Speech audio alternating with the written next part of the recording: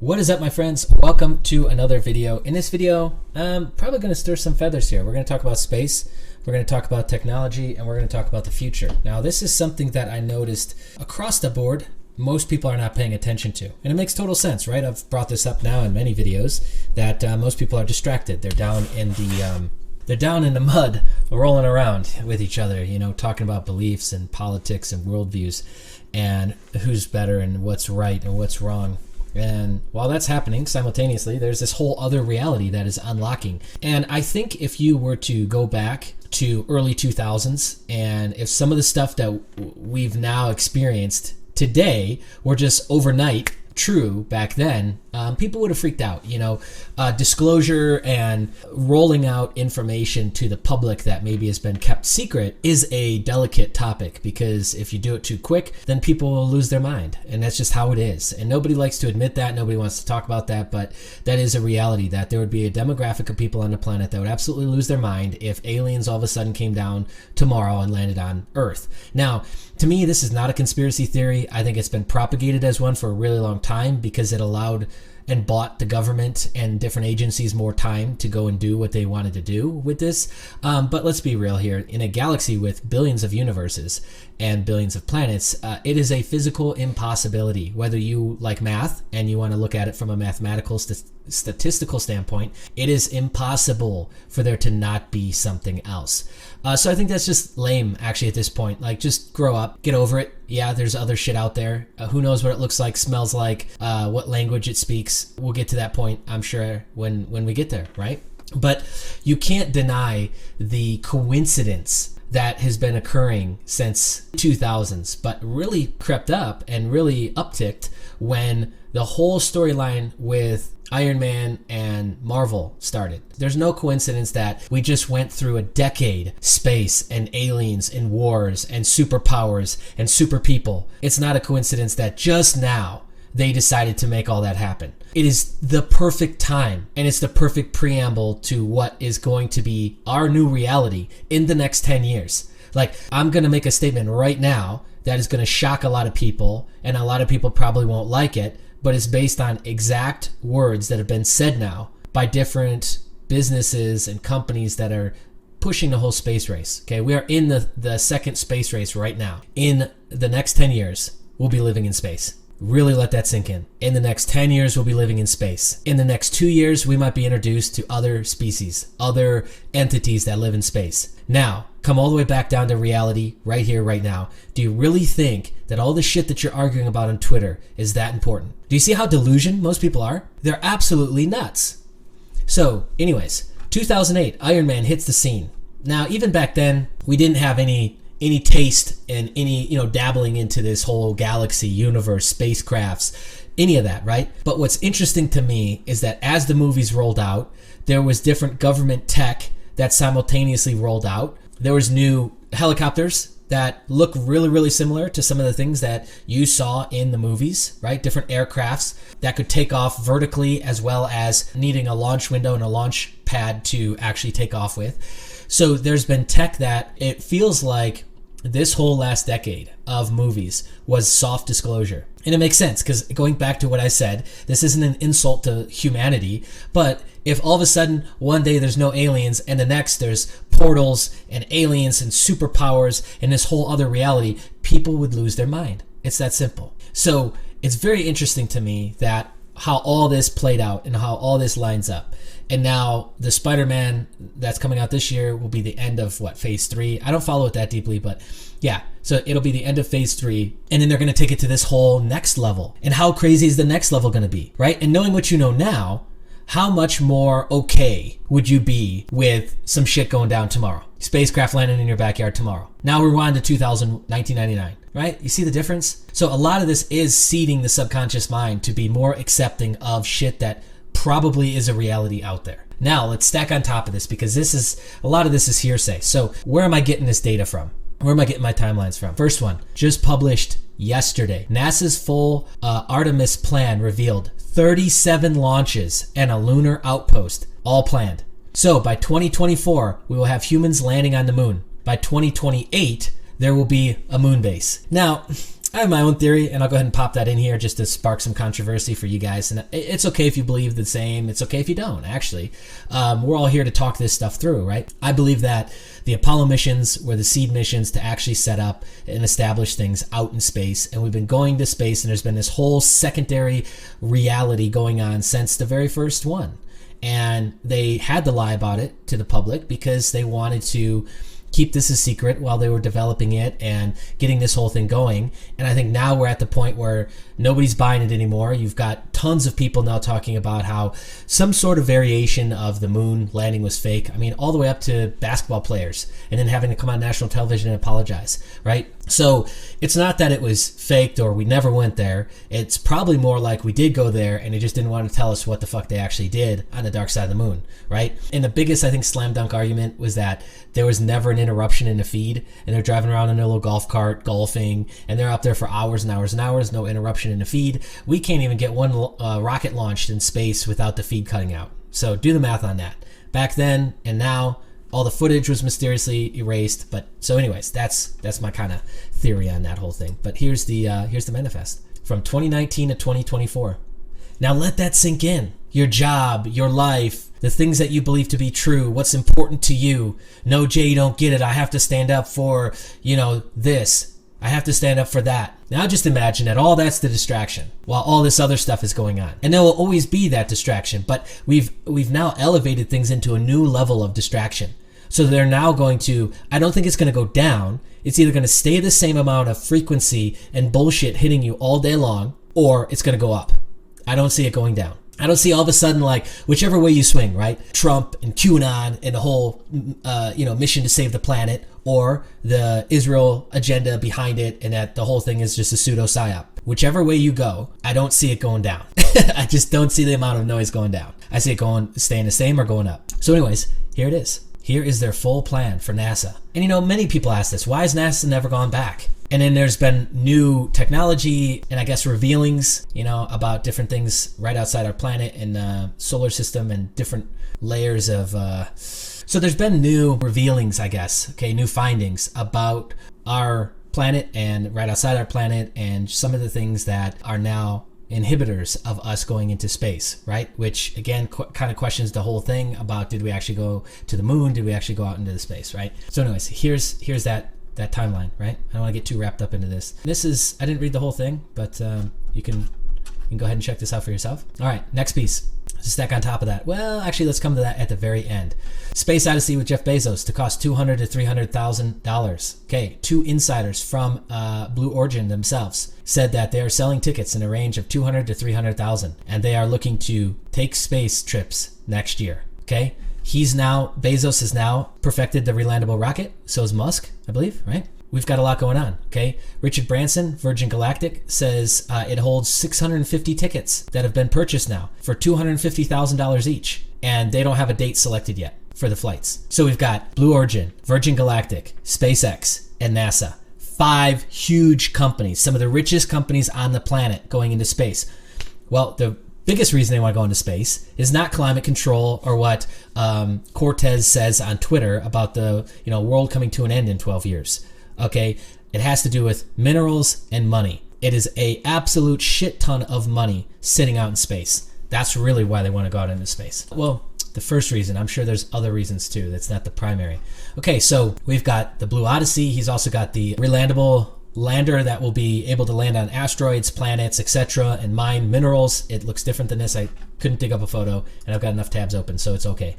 SpaceX Starship. Elon Musk confirms he's building a fleet of Starship rockets. This was published just today. SpaceX is speeding up the space program, and SpaceX is the richest space program business brand now. Okay. Here's the next piece I wanted to show you. SpaceX CEO confirmed in a statement SpaceX is doing simultaneous competing builds of Starship, its Boca location. Okay, so the Starships use the Raptor. Okay, the Raptor, I guess, is like the tech behind it. Okay, and they are building Raptors right now. They are going to have 100 Raptors built. So the Raptors will power the Starship. They're going to have 100 Raptors built by 2020. So that would support a fleet of rockets, wouldn't it? I think it takes 6 or 7 to power each one. They are pushing. Okay, they are pushing and building and pushing and building. SpaceX to launch 60 Starlink internet satellites. Thursday. So now SpaceX will essentially be one of the biggest internet providers. Operational satellites, 60 of them. That is absolutely insane, is it not? 60 satellites. I don't know, because I'm obviously not in the billionaire club, but do you just like get to do this shit, or do you need like approval? Do they just like do whatever they want? Like, oh, today we're gonna launch 60 satellites. And then it's like, okay, cool, go for it. Or is there, I'm sure there's some sort of approval process for this, but I don't know how much, because how would you really stop that? The constellation could grow far beyond those numbers, eventually consisting of up to 12,000 satellites, company representatives have said. 12,000 satellites. Insane, right? Starlink is a key part of SpaceX's ambitious exploration plans. SpaceX is the #1 rocket company by revenue, with $2 billion last year. This was just published 2 days ago. And this is interesting. It just kind of goes into deep revenue numbers. The massive rockets standing as tall as skyscrapers cost anywhere between $62 million to $350 million, just in case you were wondering. SpaceX logged $2 billion in launch revenue last year. Jefferies estimates 3 companies' rockets brought in about $8 billion in revenue in 2018. Here's that chart. And they're relatively new. SpaceX is relatively new to the whole game, right? And now what I wanted to show you is how that all fits onto my macro S&P 500 chart. The thing you're going to notice, and this is all line and it's in log, okay, keep that in mind, is that, remember this from before? I shot a video with this. Everything is on here. Every single world war, every single major event, it's on here. Look at all these bubbles. Every president, Barack Obama, Clinton, Trump is somewhere in here. There's Bush. Yeah, here's Donald Trump. I got those in red, because red for Republican, blue for Democrat. All the way back, right? All the way back. And this isn't loading for some reason. I tried to reload it like 5 times. Here's World War II. The Great Depression is on here. Okay, World War I. Everything is on there. There's the Great Depression right there. World War I is on there too, but even though it's not letting me kick over, it's because I'm on a higher time frame. I'm on 3 months to really zoom this out. What do you see here though? I talked about this before, but what do you see? Do you see a market that's going down since its inception? Since the earliest data we have in the 1900s? Do you see it going down, or do you see it going predominantly up over the last, since 1913, right? So would that be 100 years? So this is a 100-year plus chart. It's got periods of going down, but it's going up. The whole thing is going up in the macro.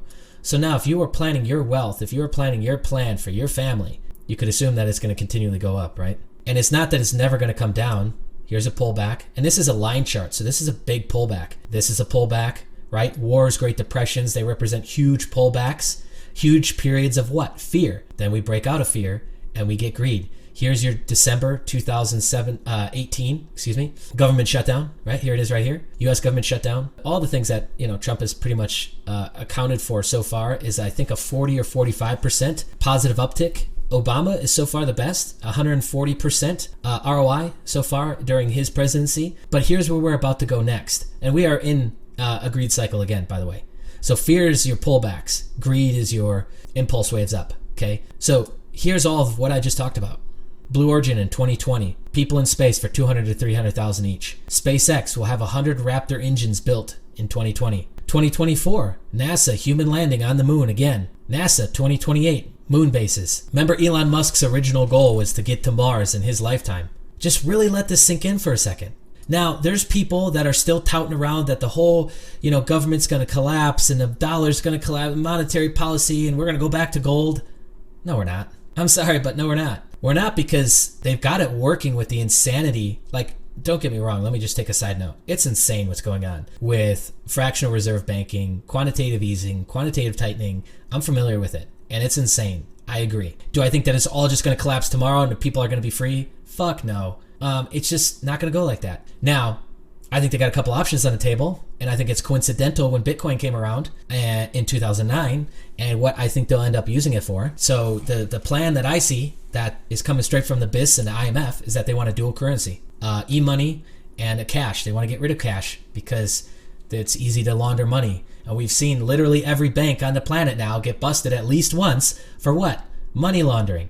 But yet that's the main reason why they opposed Bitcoin in the beginning. And it's still talked about money laundering. What are you talking about? The banks are the money launderers. I don't think that insanity is going to change. They're just going to repurpose it, retool the bail-in. Nobody's really going to pay attention to it because there's all this other noise in politics and genders and all the other insanity, right?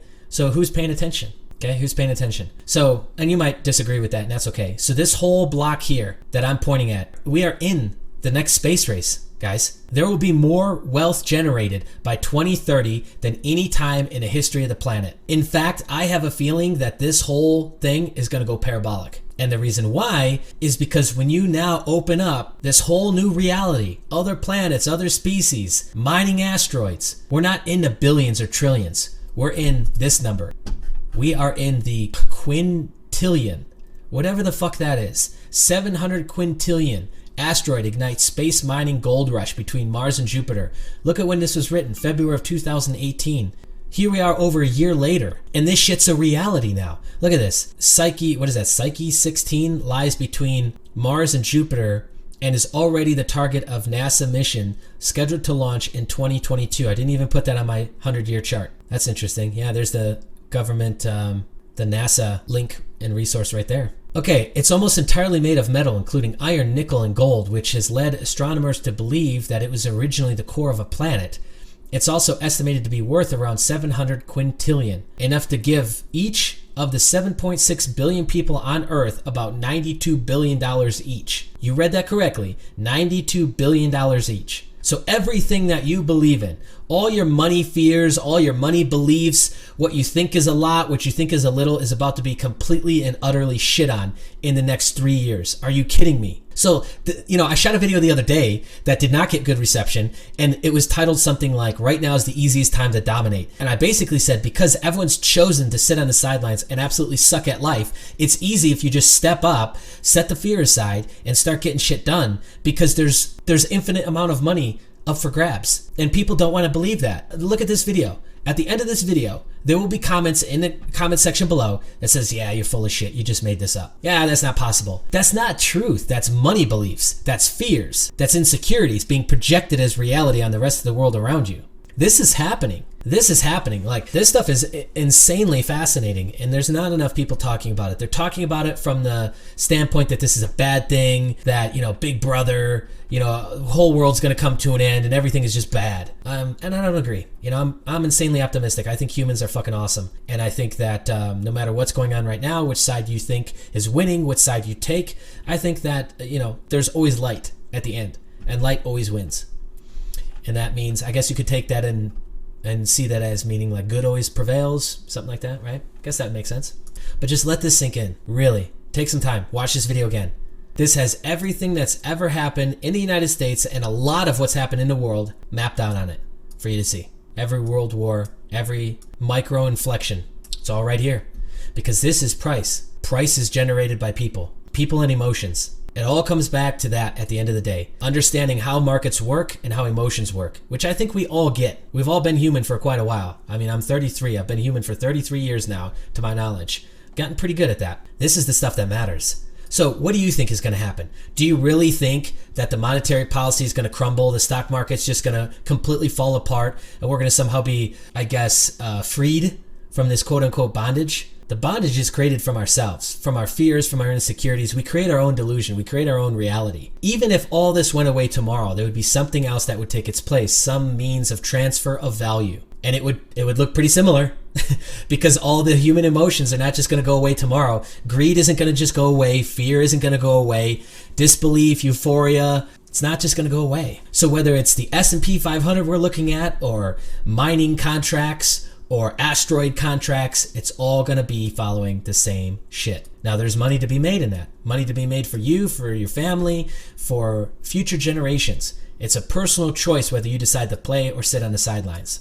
This is where we're going. Next year, this is where we're going. Crazy, right? I'm so excited. That's why, I say over and over again, I'm so utterly thrilled at being alive right now. I think this is the best time to be alive ever, actually. I think it's the best time in humanity, in our history, to be alive. So this box, that's what this box represents. From now until 2030 is in this box. And I think this is going to be some of the most insane activity we've seen. There will be new markets generated, both that are supported on Earth and supported apparently in space. There will have to be some sort of space credits and credit system that is brought out. There's no other way that this could work in an intergalactic system. There's going to need to be a connection point for people to transfer value to each other and equate value in some sort of system. That's always going to have to be there. And the other thing you have to question too is like, okay, everyone thinks it's going to go back to gold. I guess another thing against that, I'm not against gold. I hold it in the portfolio. I think it's super important.